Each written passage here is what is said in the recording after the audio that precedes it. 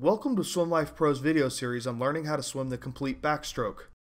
For beginner swimmers who are concerned with not being ready to start the backstroke, please check out our free video tutorial on the basics of buoyancy at www.swimlifepro.com. The backstroke is one of the 4 primary racing strokes used among competitive swimmers. The backstroke is also one of 3 swimming strokes where your face can be above water for the duration of the entire stroke.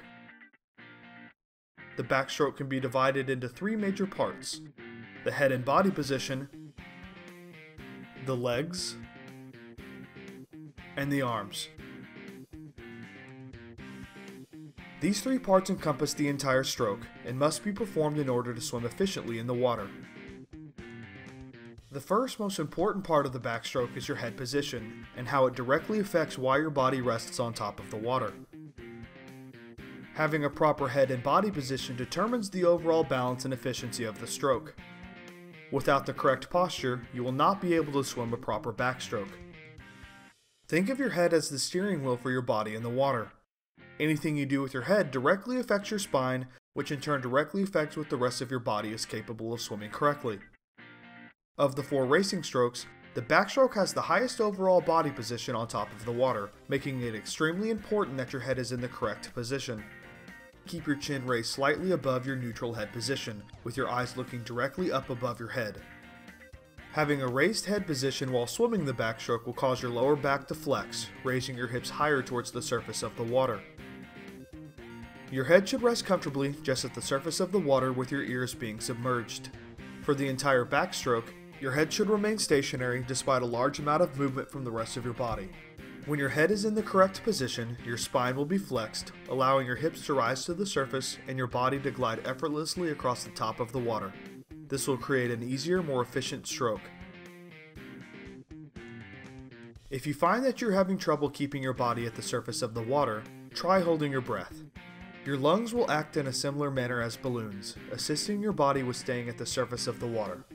As a result, your body will naturally float from your chest.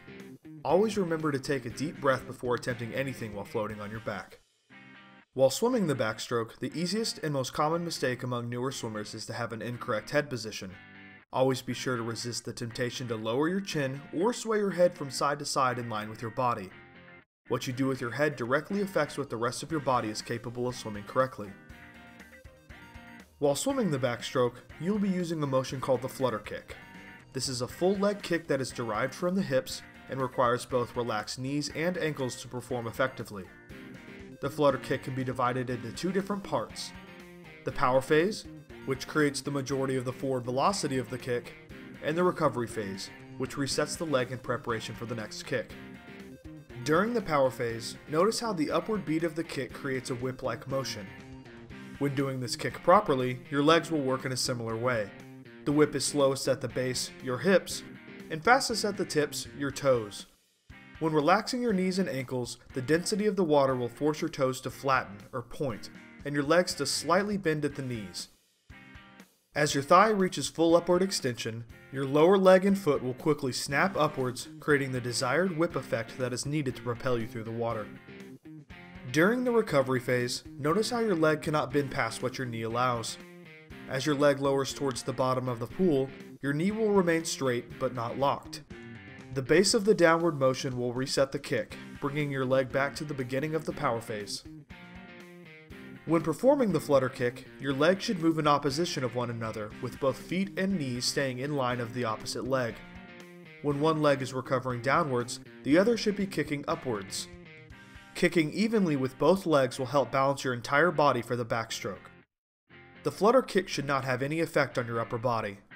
If you discover that while kicking your shoulders and torso start to rotate side to side with the kick, stop and try again, this time making sure your upper body stays completely still. Finding the right speed for your kick is a matter of testing it in the water. Having large, slow kicks will hinder your forward propulsion, making you sit in place. Having kicks that are too small will give you a whip-like effect that is not powerful enough to move you in the water. There's a balance between the 2 that will put your feet about 12 to 18 inches below the surface of the water after each power phase of the kick. Remember, swimming is a workout. The flutter kick is a quick-paced, continually repeating rhythmic motion that does not stop until you finish swimming. You should expect your leg muscles to burn when doing this kick correctly. For learning the pull of the backstroke, please make sure to check out our second video of the backstroke series, as well as our other video tutorials on each of the 6 official strokes and treading water at www.swimlifepro.com.